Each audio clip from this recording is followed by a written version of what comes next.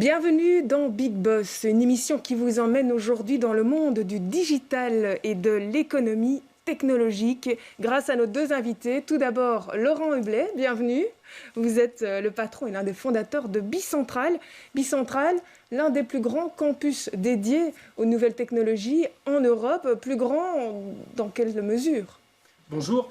Le plus grand dans le sens où c'est celui où il y a le plus de personnes en apprentissage, c'est-à-dire différents programmes à la fois pour les adultes et les enfants qui permettent d'acquérir des compétences dans le code, dans l'intelligence artificielle, dans la cybersécurité, etc. Et puis à côté, il y a plein de start-up et de scale-up, comme dans plein d'autres campus en Belgique et ailleurs. On va en parler. Et puis il y a l'expert du jour, c'est Maxime Samin. Bienvenue, vous êtes journaliste à l'école. Alors Maxime, Bicentral, pour vous, c'est une véritable mine d'or en termes d'inspiration pour...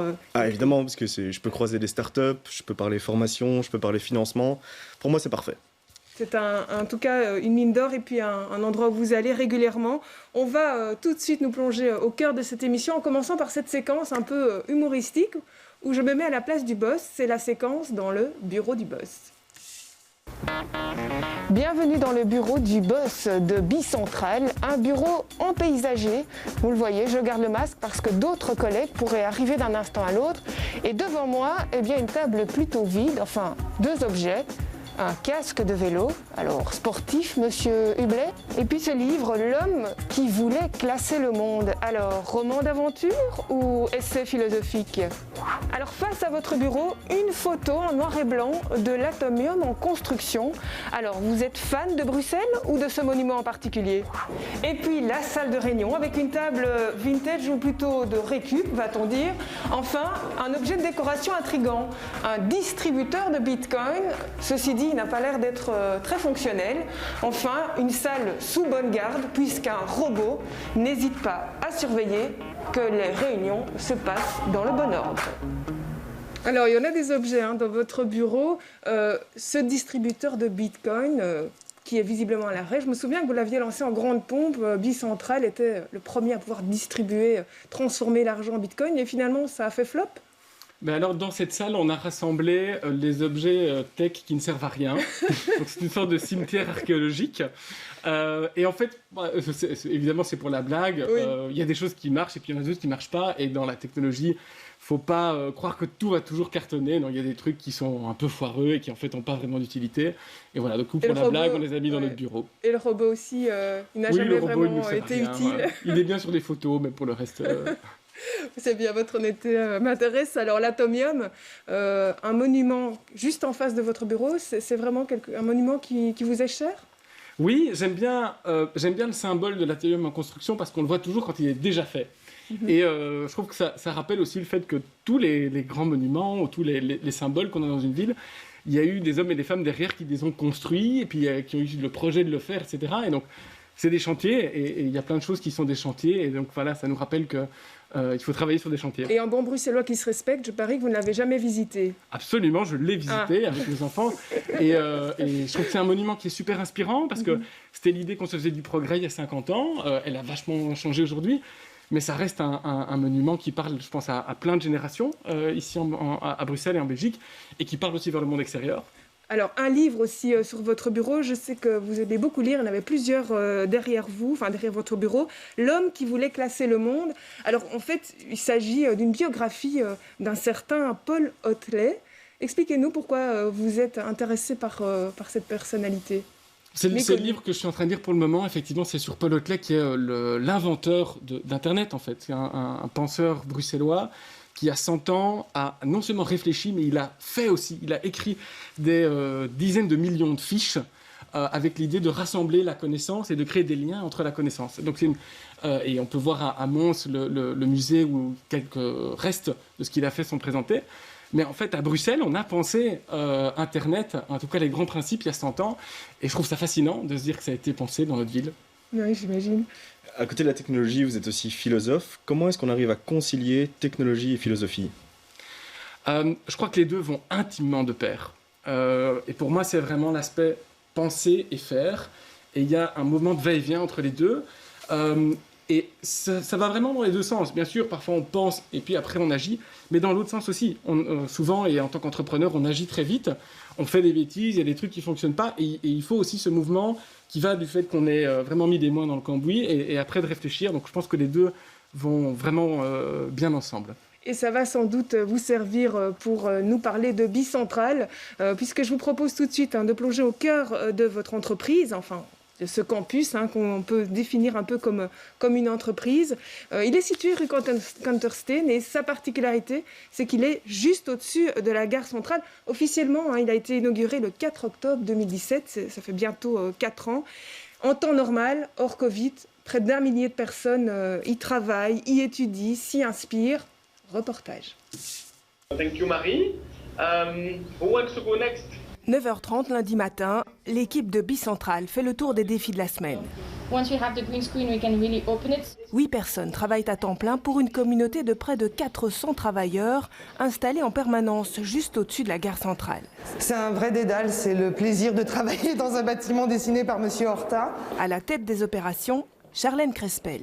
Nous ne sommes ni un incubateur, ni un accélérateur, donc il n'y a pas de durée limitée de vie pour une entreprise au sein de Bicentral. Et donc c'est très important pour nous que d'être au courant de comment vont les résidents, doivent-ils grandir et ainsi occuper des espaces plus grands, ou au contraire, là le télétravail en a poussé certains à réduire leurs espaces physiques tout en restant présents dans la communauté. Je voulais savoir, tu sais si Gwenda, elle vient cette semaine pour discuter avec Philippe la semaine dernière, le trou des tables, tout ça. Philippe Lefebvre, c'est un autre membre important de l'équipe de Bicentral. Sa fonction ? Building Magician. Avec ses outils, ce magicien du bâtiment est chargé d'entretenir plus de 6000 mètres carrés et de veiller lui aussi au confort des résidents. Du coup, l'idée, ce serait, en fait, ce que j'aimerais bien faire, c'est de mettre des standing desks ici autour de l'îlot. Et ce matin, c'est le fondateur de la plateforme d'échange de services List Minute qui a besoin de lui. L'une des 30 entreprises tech qui a choisi de s'installer ici. Et les deux hommes se connaissent bien. On le connaît super bien parce que Philippe était notre meilleur prestataire sur List Minute il y a déjà quelques années.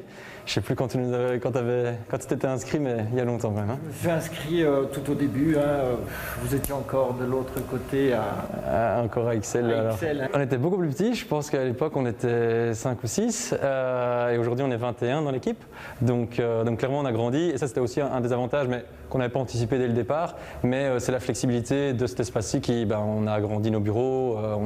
On a pu vraiment, ça a pu nous accompagner dans notre croissance aussi. La flexibilité des lieux, c'est l'un des atouts du bâtiment qui abrite aussi 12 organisations actives dans l'enseignement digital. Parmi les premiers occupants, le Wagon, une école privée qui forme au codage et au développement de sites web et de data.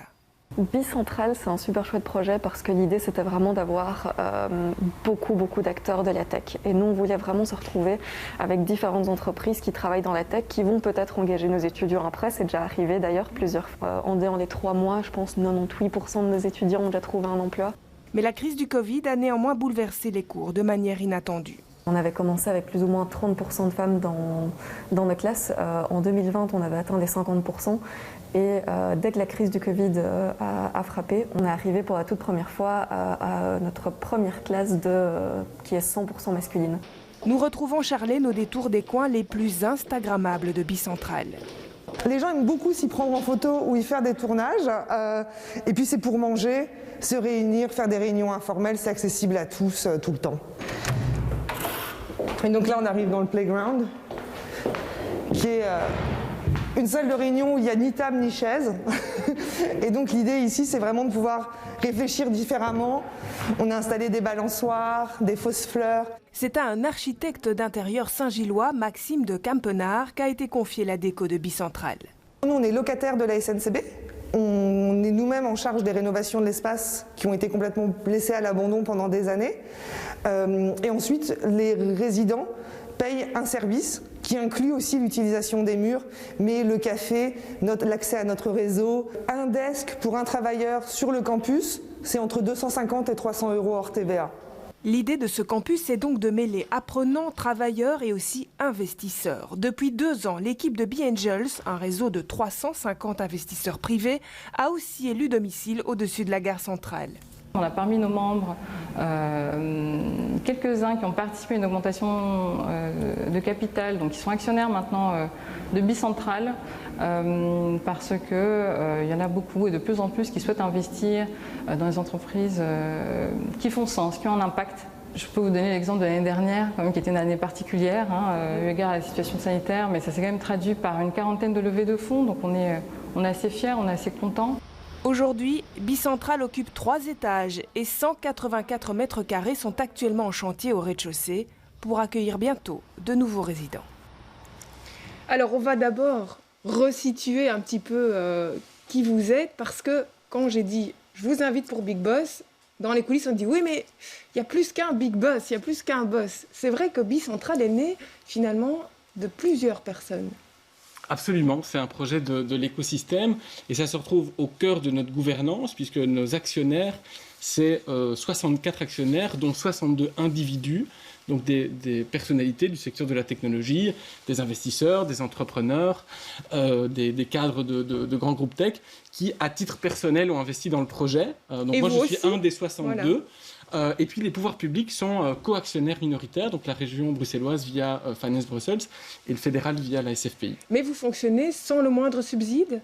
Alors c'est ça, donc nous en tant que Bicentral, on a pour objectif, on est une société à finalité sociale. Donc l'objectif c'est qu'on puisse reformer un maximum de personnes via les différents programmes qui sont basés chez nous. Donc moi je suis jugé, et l'équipe est jugée sur l'impact qu'on a sur l'écosystème et en particulier le nombre de personnes qui sont formées. Mais après on doit être à l'équilibre financier. Et donc notre modèle opérationnel c'est que la soixantaine, septantaine de projets qui sont à Bicentral nous payent une redevance pour être là, pour qu'on puisse être à l'équilibre financier et payer nos fournisseurs, c'est-à-dire la SNCB, une série d'autres. Et donc effectivement on n'a pas de subside structurel, parfois de manière ponctuelle sur certains projets bien précis, mais structurellement, on n'est à la fois ni subsidié, ni sponsorisé non plus, ce qui nous permet de travailler avec un maximum d'acteurs. Mais vous faites aussi des levées de fonds.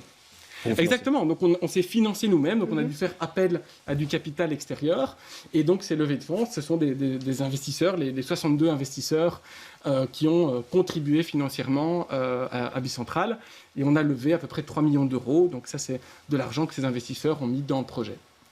Ok, et donc un petit retour sur le reportage. Il y a peut-être une interview qui vous a marqué, celle de la directrice du Wagon. Elle nous confie qu'avec cette crise, eh bien, elle a plus du tout d'élèves féminines, plus du tout de femmes qui s'inscrivent à ces cours. Or, quand on lit la présentation de Bicentral, vous vous targuez quand même du fait qu'il y a 45% de femmes qui sont actives au sein de Bicentral. Alors, comment expliquez-vous ce gap et est-ce qu'effectivement la crise a aussi eu un impact sur Bicentral ? Absolument. Alors, la mission de Bicentral, c'est de pouvoir ouvrir le monde technologique à un maximum de profils différents. Donc, c'est la diversité de genre, c'est aussi une diversité d'âge, c'est une diversité d'origine géographique, socio-économique. Donc, on vise vraiment un maximum de diversité. Parce qu'aujourd'hui, les producteurs de technologie constituent un groupe qui est très important pour la société en termes de produits qui sont développés, etc., mais qui est un groupe qui n'est pas représentatif de ce qu'est notre société en Belgique ou en Europe aujourd'hui. Et donc pour nous, c'est vraiment notre mission. Et sur l'aspect de genre en particulier, c'est effectivement très important qu'on puisse avoir des programmes dans lesquels il y ait tant des hommes que des femmes. Et effectivement, ce qu'on voit, c'est qu'aujourd'hui, on a toute une série de programmes qui sont bien parvenus à faire monter des femmes plus ou moins jeunes à bord, parfois avec des stratégies un petit peu différentes en termes de recrutement que ce qu'on fait pour des profils masculins. Mais c'est vrai que c'est jamais gagné. L'aspect diversité, c'est jamais gagné. Mais qu'est-ce qui explique la crise? En quoi il aurait pu y avoir un lien avec la crise? Est-ce que vous avez des explications à ce stade? Je ne sais pas exactement à quoi c'est dû. Je crois qu'il y a un aspect de prise de risque aujourd'hui, parce que c'est vrai quand on se forme aujourd'hui dans un environnement très incertain, mais ça implique de prendre un certain risque. Donc il y a peut-être une partie qui est liée à ça.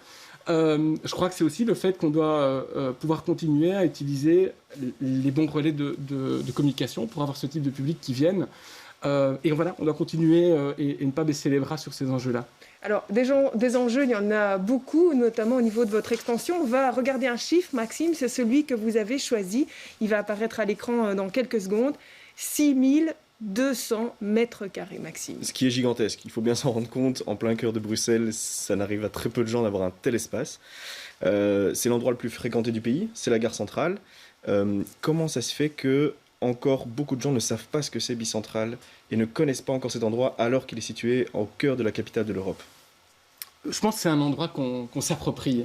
Et effectivement, une gare, et en particulier la gare centrale de Bruxelles, c'est un lieu qui appartient à tout le monde et où tout le monde peut se retrouver. Et pour nous, c'est vrai que c'est une vraie chance de pouvoir être dans ce lieu-là parce qu'il est très multiculturel, très diversifié, très accessible à la fois physiquement et sociologiquement.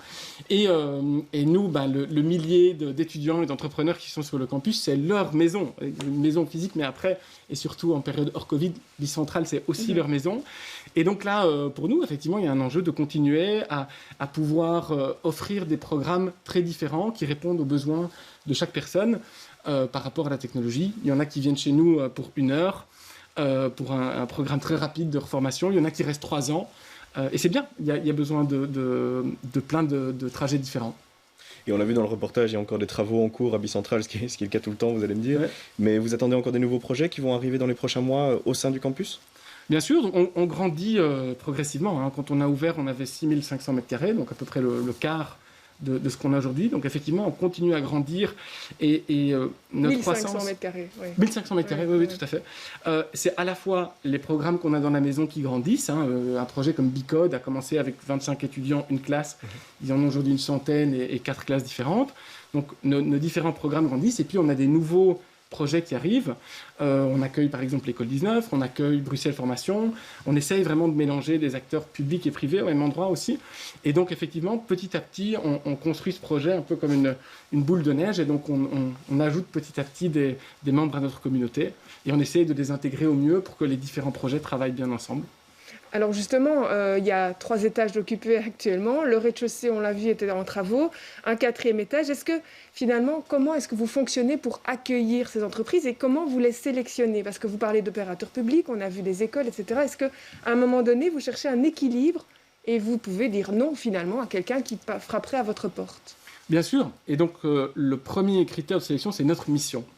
Notre mission, c'est vraiment de pouvoir avoir un impact transformationnel sur l'écosystème et de donner des compétences à tout le monde. Donc, on donne la priorité à des projets d'apprentissage de la technologie, d'acquisition de compétences. Okay. Et puis, le deuxième critère, c'est qu'on essaie d'avoir une bonne répartition entre des écoles technologiques et des startups ou des acteurs de ce monde-là, parce qu'on veut que les personnes qui sont en apprentissage le soient là où ça se passe, qu'ils puissent être directement en contact avec des entrepreneurs, avec des sociétés.